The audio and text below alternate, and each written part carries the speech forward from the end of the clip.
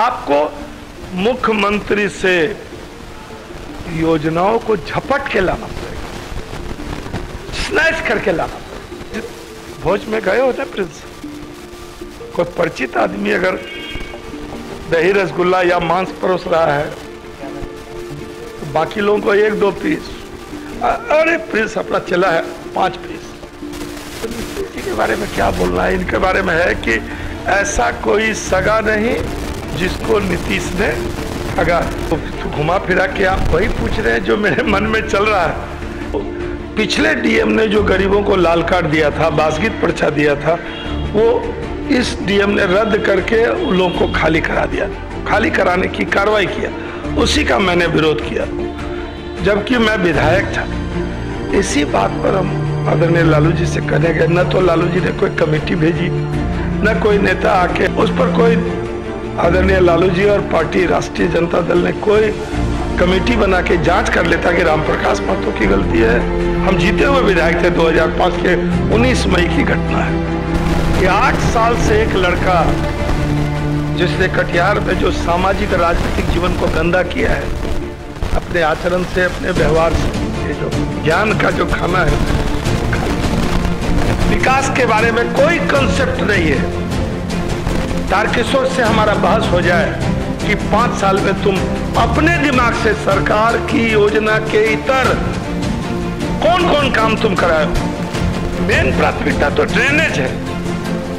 अगर ड्रेनेज का हल हो गया, जिसके लिए चाहिए आपको 250-500 करोड़, आप कटिहार के लोगों की एक गलती होती है,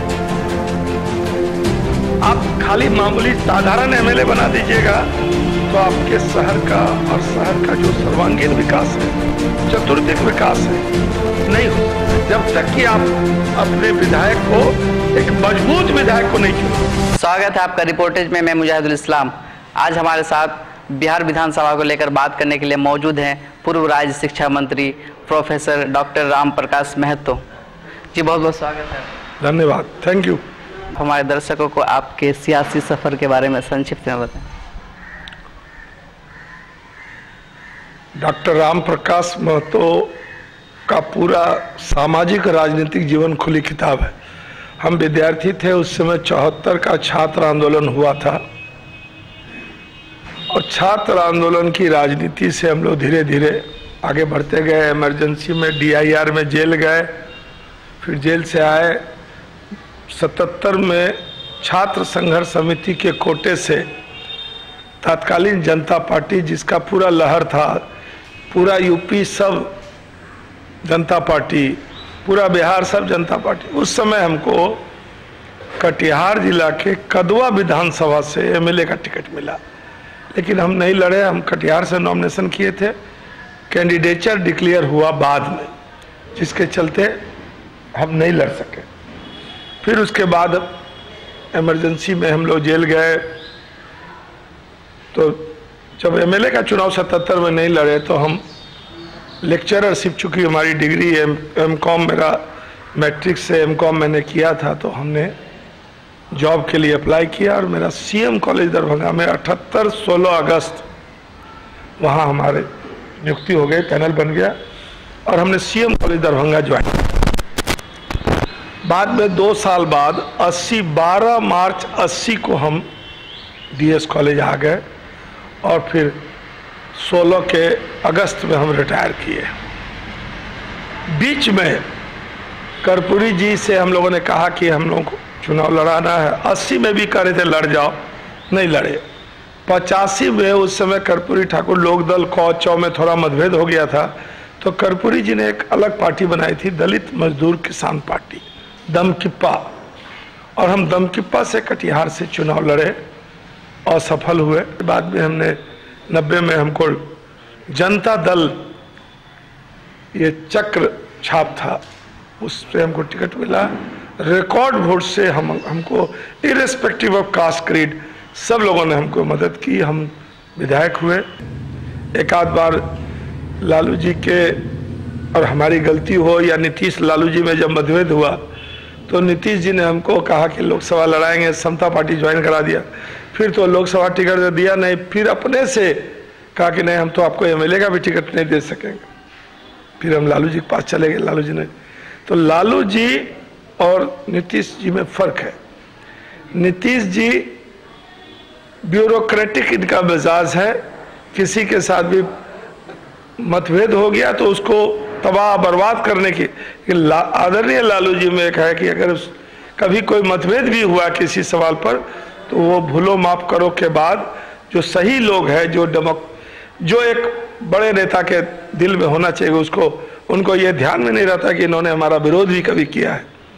और तत्काल हमको फिर हम 17 में ही 2017 में ही फिर हम वापस 3 साल के लिए अलग रहे। 14, 15, 16, 13 में हम लालू जी के साथ थे, फिर 17 को हम वापस आ गए। तब से लगातार लालू जी, राष्ट्रीय जनता दल, लालटेन और हमारा बिहार का जो भविष्य है नेता प्रतिपक्ष तेजस्वी जी के साथ। चूँकि आप आरजेडी से 3 बार विधायक रह चुके हैं, पूर्व शिक्षा मंत्री भी रह चुके हैं बिहार सरकार में, तो ऐसी क्या जरूरत पड़ी आपको आरजेडी छोड़ने की? ना, उस समय कुछ बात हो गई थी, कुछ गरीब, हम विधायक जीत गए थे, लेकिन भेड़िया रेखा में एक यहाँ का कलेक्टर था और एक शिव रतन पासवान एक घुसखोर एडीएम था। उसने गरीबों को, जो पिछले डीएम ने जो गरीबों को लाल कार्ड दिया था, बासगीत पर्चा दिया था, वो इस डीएम ने रद्द करके उन लोगों को खाली करा दिया, खाली कराने की कार्रवाई किया। उसी का मैंने विरोध किया, लाठी चल गई, हमारी पिटाई भी हो गई पुलिस से, जबकि मैं विधायक था। इसी बात पर हम आदरणीय लालू जी से कहने गए, न तो लालू जी ने कोई कमेटी भेजी, न कोई नेता आके जो जुल्म गरीबों पर, भूमिहीनों पर, भवन, जिसके पास जमीन नहीं थी उसी को ना जमीन दिया था बासगीत पर्चा में, उस पर कोई आदरणीय लालू जी और पार्टी राष्ट्रीय जनता दल ने कोई कमेटी बना के जांच कर लेता कि रामप्रकाश महतो की गलती है। हम जीते हुए विधायक थे, 2005 के 19 मई की घटना है, और कलेक्टर यहाँ से ट्रांसफर भी नहीं हुआ, और वही कलेक्टर अंत में हमारे हार का कारण बना और जबरदस्ती हमको अक्टूबर 2005 में 116 वोट से हरा दिया। और तब से तारकिशोर का लॉटरी खुल गया है, और लगातार नीतीश के नाम पर, मोदी के नाम पर, हिंदू मुसलमान के नाम पर वो उसकी लॉटरी निकल रही है। अच्छा, और आने वाले बिहार विधानसभा चुनाव में डॉक्टर राम प्रकाश महतो का क्या किरदार रहेगा? देखिए, अब राजद में हम आए हैं, जो हम 3 साल नहीं थे, तो हमारे कई राजनीतिक सहयोगी जो राजद में हैं उनको लगता है कि हमने दल छोड़ दिया था। जो भी कटिहार के मतदाता की जो भावना है और दल के शीर्ष नेतृत्व का जो निर्णय होगा उसको हम मानेंगे। जनता की आवाज और जनता की भावना को समझना चाहिए। 15 साल में आम आदमी प्रताड़ित महसूस कर रहा है, प्रशासन बेलगाम, चारों तरफ घुसखोरी का आलम है, बिना लेन देन के किसी का कोई काम हो नहीं रहा। और लोकतंत्र नाम से ही क्लियर है कि लोक के लिए तंत्र है, लेकिन जो प्रशासनिक पदाधिकारी है, और नीतीश जी ने सामाजिक राजनीतिक कार्यकर्ता का वजन घटा दिया। आदरणीय लालू जी के समय जो प्रखंड का पदाधिकारी था राजद का, या मामूली भी जो झाड़ू सामाजिक कार्यकर्ता था, राजनीतिक कार्यकर्ता था, वो पदाधिकारी से लड़ के अपना काम करा ले। लेकिन आज नीतीश जी ने 15 साल में इनकी निर्भरता प्रशासनिक पदाधिकारी पर है। जनप्रतिनिधि अपमानित हो रहा है, जनप्रतिनिधि की बात नहीं सुनी जा रही, चाहे वो किसी स्तर का जनप्रतिनिधि हो, एमपी हो, एमएलए हो, त्रिस्तरीय हो, मुखिया हो, सरपंच हो, तमाम जनप्रतिनिधि ठगा सा महसूस कर रहा है। अब प्रशासनिक बल पर वो राजनीति कर रहे हैं। और आने वाले चुनाव में अगर आपको आरजेडी से टिकट नहीं मिलता है तो किस सिंबल से चुनाव लड़ेंगे? मैं कोई चुनाव लड़ने का सवाल ही नहीं है। लेकिन मैं लगातार ग्राउंड रिपोर्ट कर रहा हूँ, जो भी शोषित वंचित लोग हैं तो कहीं ना कहीं वह उनका विकल्प वो डॉक्टर राम प्रकाश महतो के अपने विकल्प के तौर पर देखते हैं। क्या हम जन भावना में जो लोग भी मेरे प्रति शुभकामना देते हैं और कहते हैं कि डॉक्टर राम प्रकाश महतो ही बीजेपी के प्रत्याशी को हरा सकता है, जिसने भी ये भावना व्यक्त की, चाहे मीडिया से किया हो, गपशप से किया हो, चाहे पान दुकान पर चर्चा हो रही है, हम उनको हम यहाँ से सैल्यूट करते हैं कि हमने आपको रिक्वेस्ट नहीं किया, लेकिन आपको लगता है कि अभी भी डॉक्टर राम प्रकाश महतो आपकी सेवा के लिए तत्पर है। और हम आपको विश्वास दिलाते हैं कि अगर पार्टी ने हमको उम्मीदवार बनाया तो जो प्रशासन को हम नकेल पहचाने का काम पहले भी करते थे, हम आपको विश्वास दिलाते हैं कि कोई ऐसा काम जो नियम संगत होगा, जो विधि सम्मत होगा, जो कानून सम्मत होगा और जो होने वाला काम है, प्रशासनिक पदाधिकारी उसको टाल नहीं सकते हैं और किसी भी प्रकार का दया दोहन किसी का भी नहीं होने देंगे, ये हम विश्वास दिलाते हैं। और चूँकि अब 2014 में आपने लोकसभा का चुनाव लड़ा था तारिक अनवर के विरोध में, उनके खिलाफ में, उनके अगेंस्ट में आप थे, और 2015 में फिर विधानसभा का चुनाव आप किसी के पार्टी एनसीपी से लड़ते हैं। नीतीश जी का जो दोहरा चरित्र है, जो दोहरा मापदंड है, हमने टिकट एमपी का नहीं मांगा था। यहाँ तो मुबारक हुसैन जी का लड़का हामिद मुबारक बम्बई या कहीं रहता था, दिल्ली में चुनाव के 2 महीना पहले आया और आके उसने कहा कि टिकट मेरा जेडीयू से फाइनल हो गया। हमने निश्चित हो गए कि हामिद मुबारक चुनाव लड़ेंगे। सभी जदयू के लोगों ने उनको माला पहना दिया, उनको लेके घुमा। अचानक नीतीश जी का फोन आया कि राम प्रकाश जी पटना आइए, और हमको पटना बुला के विश्वनाथ सिंह जी पूर्व विधायक को मछुआरा आयोग, वो भी गए थे टिकट मांगने जदयू का, तो कहा कि नहीं, चुनाव आपको लड़ना है और मछुआरा आयोग का अध्यक्ष बनेगा विश्वनाथ सिंह पूर्व विधायक मनिहारी। हमने लेकिन कहा था कि आपको वोट नहीं है, मुस्लिम का झुकाव, मुस्लिम मतदाता का झुकाव तारिक साहब के तरफ है, हिंदू मतदाता का झुकाव फुल छाप, आपका वोट कहाँ। तो नीतीश जी ने कहा कि नहीं, आप लड़िएगा तो निखिल चौधरी तो हार जाएगा। हम कहा ये हो सकता, और वही हुआ। और जब विधानसभा का चुनाव आया तो जनता दल यू के जो आधारहीन लोग, जिसका कोई जनाधार नहीं है, जो चंदा चिट्ठा से केवल राजनीति करता है, मेरा दावा है कि नीतीश जी अपना किसी भी जदयू के पदाधिकारी को जरा वार्ड कमिश्नर, मुखिया का चुनाव कर लिए, जरा लड़के जीत के आ जाओ। एक भी तमाम आधारहीन, जनाधार नहीं रखने वाला जो सड़क छाप है, उसको जदयू का पदाधिकारी बना। इन लोगों ने कहा कि किसी को दे दीजिए, भूत प्रेत को नहीं दीजिए। मेरा नीतीश के यहाँ विरोध किया। एक, उस समय मुकेश सहनी जी हेलीकॉप्टर से घूम रहे थे और उन्होंने नीतीश जी को ब्लैकमेल करके 10 सीट मांगा कि निषाद को दीजिए। और कटिहार का जो मेयर था, जिसको मैंने मदद भी की थी, जो हमारे सहयोग से मेयर बना था, उसको लोभ हो गया और उसने जाके मुकेश सहनी से यहाँ का टिकट लिया। 3 दल, कांग्रेस उसी के साथ था, आरजेडी उसी के साथ था, और नीतीश कुमार का जदयू का उम्मीदवार हो गया। क्या करते, हमारे समर्थकों ने कहा कि आपको चुनाव लड़ना है। तो हमको लगा कि मुस्लिम मतदाता 2014 में 99% तारिक अनवर को दिया है, हमको 90% भी अगर दे देगा तो हम बाकी जो अपना हिंदू वर्कर है, जो बीजेपी का वोट है, उसको हम नोच के एनसीपी के ही बैनर पर, हम बीजेपी तो नहीं गए, हमने आज तक बीजेपी के सामने घुटना नहीं किया।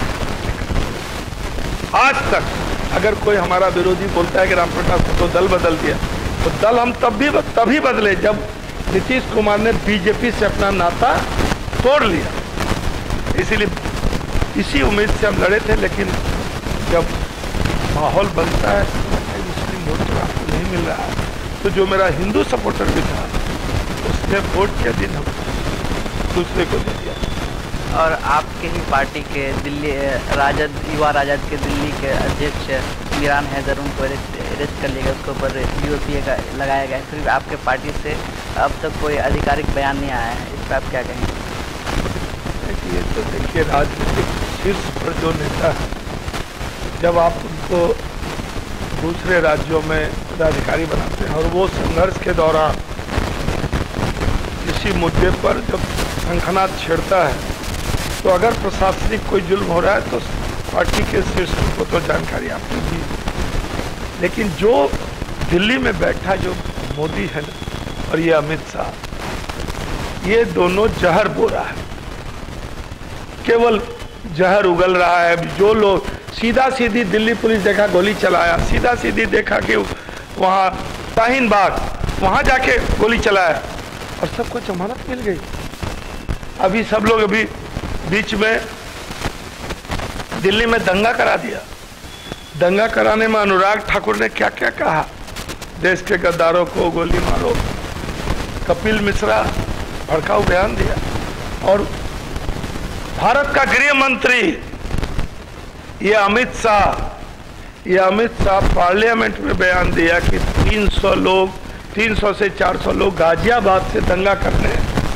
आपको मालूम है तो कार्रवाई आपने क्यों की? एक तरफा मुस्लिम कार्यकर्ताओं पर कार्रवाई हो रही है और जिसने दंगा बहलाया उस पर कोई कार्रवाई नहीं। लेकिन जो आपकी ही पार्टी की इस पर चुप्पी, इसको क्या समझा जाए? क्योंकि आरजेडी ने खुद CA/NRC का विरोध किया, लेकिन इसी विरोध के दौरान जो भी स्टूडेंट की लिस्टिंग होती है उस पर UAPA लगाया जाता है, फिर भी चुप है आरजेडी। ऐसा है कि लोकसभा में तो आरजेडी नील है, इसका प्रतिनिधित्व है नहीं।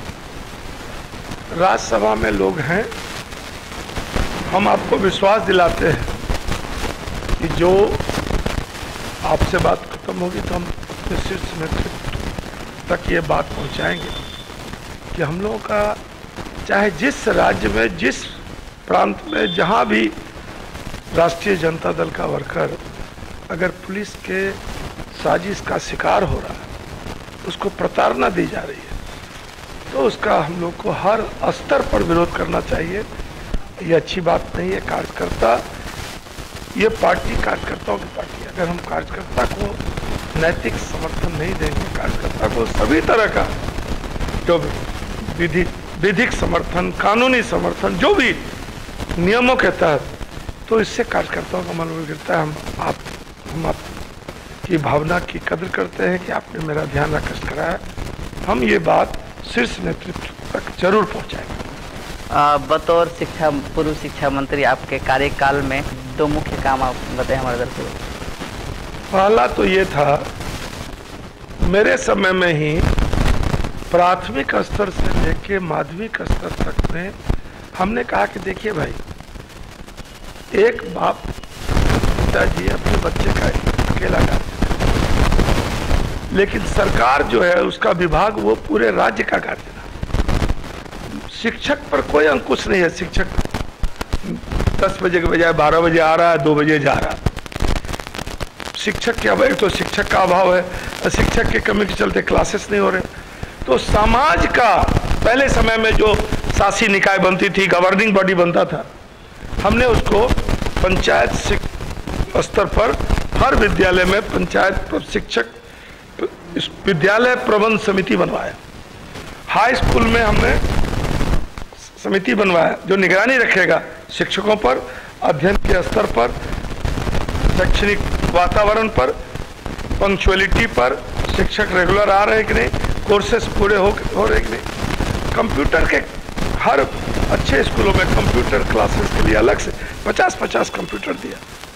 बाद वाला जो ध्यान नहीं दिया, जिसके चलते न केवल CBSE के पैटर्न पर हमने कहा था, चूंकि बिहार विद्यालय परीक्षा समिति का जो सिलेबस है उसमें जो है हमारे कंजूस और कृपण शिक्षक के द्वारा जो इन्विजिलेटर होते हैं तो जो इवैल्यूएशन करते हैं कॉपी का, उनको लगता है नंबर देने में अपना कंजूसी।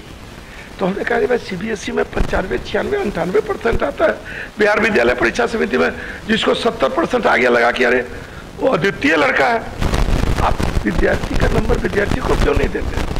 चूंकि सिलेबस बड़ा था, हमने CBSE नहीं किया, लेकिन हमने ही नींव रखी थी CBSE पैटर्न पर 9 विषय से 6 विषय करने। और आने वाले चुनाव में अगर आप चुनाव लड़ते हैं तो आप किन मुद्दों को लेकर जनता के बीच जाएंगे? अभी हम आपको चुनाव, ये 5-7 हमारे पास एक कटिहार के विकास का मेरा दावा है तारकिशोर, सरकार के निर्णय के अलावे अगर एक काम ही बता दिया हम सामाजिक जीवन छोड़। सरकार ने इंजीनियरिंग कॉलेज खोला, सरकार ने पॉलिटेक्निक, सरकार सड़क बना रही है, पुल बना रही है, अस्पताल में जो सुधार है, चाहे दिल्ली केंद्र सरकार से लेकर राज्य सरकार, विधायक की क्या भूमिका? आज विधायक 15 साल से विधायक है, कटिहार में अभी तक आईसीयू यूनिट चालू नहीं हुआ। और हमने पीसीसी रोड का निर्माण किया। हम कटिहार के आवाम से कहना चाहेंगे कि मैंने जो अपने समय में सड़कें बनाई है उसकी गुणवत्ता पर आप कीजिए, और अभी 10-15 वर्षों में जो सड़कें बनी है उसकी क्या हालत है। लेकिन मेरे पास है कई मुद्दे जिनको लेके 15 साल तो इसने बिता दिया, 15 साल निखिल चौधरी ने बिता दिया, और 1.25 साल 1.5 साल अब दुलाल गोस्वामी का भी एमपी बने हो गया। रोज ही बयानवीर है, बयान देने में बहुत बहादुर है।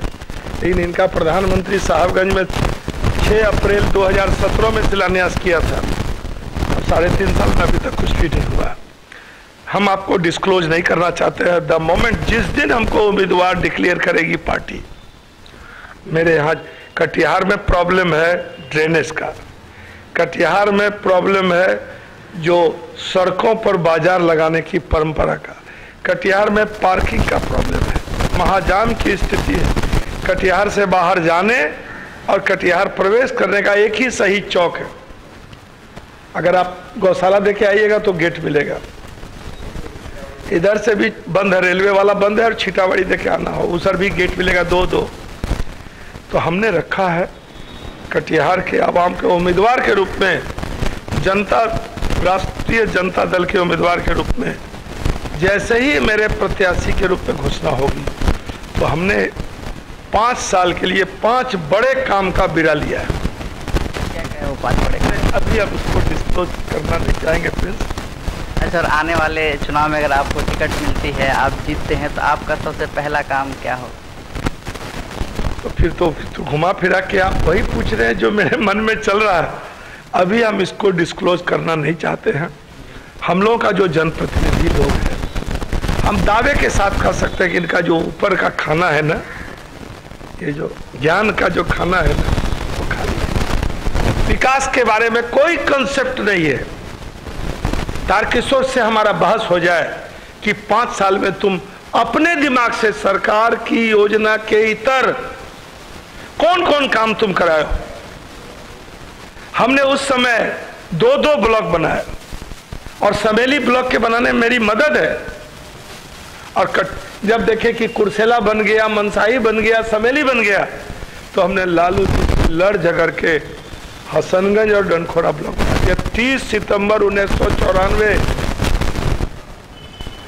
इसलिए हमारे दिमाग में है कि भले लफाजी के लिए आपने जिसको चुन लिया, हिंदू मुसलमान के नाम पर, मंदिर मस्जिद के नाम पर, भारत पाकिस्तान के नाम पर, घृणा और नफरत के नाम पर, उसके पास कोई पूंजी नहीं। कटिहार में ग्राउंड रिपोर्ट कर रहा हूँ, तो मैं कई सारे वार्ड के वहाँ पे लोग के पास सड़क नहीं है, नाली नहीं है, बिजली नहीं है। क्या इन सब को लेकर के आपके हर हालत में? 8 साल से एक लड़का जिसने कटिहार में जो सामाजिक राजनीतिक जीवन को गंदा किया है अपने आचरण से, अपने व्यवहार से, हम लोग नीतीश जी कहते नशाबंदी, और हमारा टिकट काट के एक लड़का को दे दिया जो यहाँ का मेयर था। हम नहीं बोलेंगे, कटिहार की जनता जानती है कि नशाबंदी का वो कितना बड़ा समर्थक है, हमको नहीं बोलना है। लेकिन कटिहार में जो पिछले 9-10 वर्षों से जो नगर निगम बना, नगर निगम का समुचित लाभ, यथोचित लाभ कटिहार के लोगों को नहीं मिला है। हम विश्वास दिलाते हैं कि नगर निगम की समस्याओं को प्राथमिकता देंगे। मेन प्राथमिकता तो ड्रेनेज है। अगर ड्रेनेज का हल हो गया, जिसके लिए चाहिए आपको 250-500 करोड़, आप कटिहार के लोगों की एक गलती होती है, आप खाली मामूली साधारण एमएलए बना दीजिएगा तो आपके शहर का और शहर का जो सर्वांगीण विकास है, चतुर्दिक विकास है, नहीं हो सकता जब तक कि आप अपने विधायक को, एक मजबूत विधायक को नहीं चुनेंगे। ये तो 3 चुनाव में सरकार तो नीतीश और बीजेपी की थी, 3 चुनाव में ही एक व्हिप बनाया, उसी में इसको लगता है कि बहुत बड़ा नेता हो गया। और हम पहले ही चुनाव में मंत्री बन रहे थे। हालांकि हमारे लोग, कुछ राजनीतिक विरोधी लोग मेरा विरोध किया तो हम मुख्य सचेतक बने, दूसरे बार भी कुछ नेताओं का था कि इस पूर्णिया के विषय में क्या आदमी बने कैबिनेट मिनिस्टर, तो मेरा कैबिनेट नहीं होकर राजमंत्री। तो पहले ही बार से कैबिनेट स्टेटस था हमारा चीफ व्हिप में। ये 3 बार चुनाव बना, 3 चुनाव जीता है और 3 बार रूलिंग पार्टी का मैं विधायक बना। कहाँ आपको मुख्यमंत्री से योजनाओं को झपट के लाना पड़ेगा, स्नैच करके लाना पड़ेगा, छीन के लाना पड़ेगा। अब योजना तो आप बना ही रहे हैं, लेकिन आदरणीय लालू जी छपरा में बने एमपी, मधेपुरा से बने एमपी, गोपालगंज के रहने वाले हैं, दोनों जगह रेल कारखाना है, मेडिकल कॉलेज हो गया मधेपुरा में। और नीतीश कुमार चाहे भले पूरे राज्य की बात कर लें, लेकिन जाके देखिए नालंदा जिला और बिहार शरीफ और राजगीर कितना विकास हुआ। जब आप बेईमानी होगी, जब लड्डू बांटने का जिम्मा आपको मिलेगा तो कुछ परिचितों को बड़ा बड़ा लड्डू आप या ज्यादा लड्डू दीजिएगा, लड्डू दीजिएगा सबको। जो भोज में गए होते प्रिंस, कोई परिचित आदमी अगर दही रसगुल्ला या मांस परोस रहा है तो बाकी लोगों को 1-2 पीस, अरे प्रिंस अपना चला है 5 पीस। मनुष्य का स्वभाव है। मुख्यमंत्री नेता पैदा कीजिए तो उसको ऐसा बड़े नेता के रूप में जो आपका हक, आपका अधिकार, आपका जो दावा है उसको मजबूती से पटना और दिल्ली में रख सके। दुलाल गोस्वामी से अभी तो जनता ने बहुत वोट दे दिया उनको, लेकिन दुलाल गोस्वामी हम अभी कुछ नहीं बोलेंगे, 1 आध साल के बाद बोलेंगे, जब इसका ऊपरे में सब हवाबाज जुमलेबाज है। नीतीश जी, अरे नीतीश जी को तो शर्म नहीं है। नीतीश जी बोले थे कि बीजेपी का माने भारत जलाओ पार्टी, नीतीश जी बोले थे बड़का झूठा पार्टी, नीतीश जी का सोशल मीडिया पर सुने होंगे भारत जुमला पार्टी। मिट्टी में मिल जाएंगे, बीजेपी में नहीं जाएंगे, संघ मुक्त भारत बनाएंगे। तो नीतीश जी के बारे में क्या बोलना है। इनके बारे में है कि ऐसा कोई सगा नहीं जिसको नीतीश ने ठगा। अच्छा, और अभी के जो मौजूदा विधायक हैं उनको आप 10 में से, उनके कामों को 10 में से कितना रेटिंग देना चाहेंगे? बस खाली गाल बजाता है वो, जैसे वकील का मुंशी फॉर्मेट पिटीशन नहीं सीख लेता है। और हम लोग अपने इंटरव्यू के लास्ट में एक रैपिड फायर करते हैं। मोदी, नरेंद्र मोदी जी, अरे इनका तो ढेर नाम है, फेंकू है, प्रधान सेवक है, 56 इंची है, लगातार जो बोल दीजिए, जुमलेबाज है, भाषणबाज है, और झूठ के तो ये सरदार। लालू यादव, लालू यादव गरीबों के मसीहा है। आज जो लोग गरीब है, निर्धन है, बेजुबान है, वंचित है, उसकी वो आवाज है। डॉक्टर राम प्रकाश महतो, अब मेरे बारे में जनता बोलेगा हमको क्या बोलना है। हमने संकल्प लिया है कि मेरे पास जब तक मेरे शरीर में खून का एक कतरा है और जब तक हम शारीरिक रूप से, मानसिक रूप से सक्षम हैं, हम आम लोगों के, आम आवाम की, जिसको कोई न्याय दिलाने वाला नहीं है, कहता नहीं जिसका कोई नहीं होता खुदा है उसका यार। हम लोग चाहते हैं कि भगवान अल्लाह ताला हमको ताकत दे कि हम वैसे लोगों को जिनको सही में न्याय का हकदार है, हम उसके लिए लड़ सके और उसको न्याय दिला सके।